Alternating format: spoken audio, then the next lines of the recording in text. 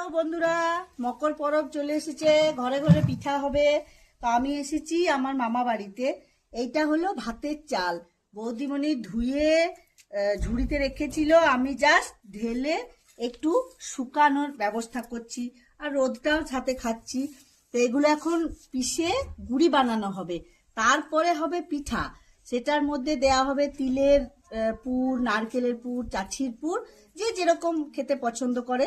তো এরা যেটা দিয়ে বানাবে সেটা চলুন আপনাদেরকে দেখাচ্ছি, আর সাথে চালটাও একটু দেখে নিন।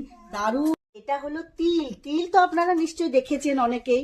এটাকে এখন তিলটাকে শুকনো খোলায় ভেজে পেস্ট করে এটাকে গুড় দিয়ে চিনি দিয়ে মানে কড়াইয়ে ভিয়ান করে পাক করে ওটা তিলের পুর হবে। তারপর ওই চালগুড়ির মধ্যে দিয়ে পিঠা বানিয়ে খাওয়া হবে মকর পরবের দিনে।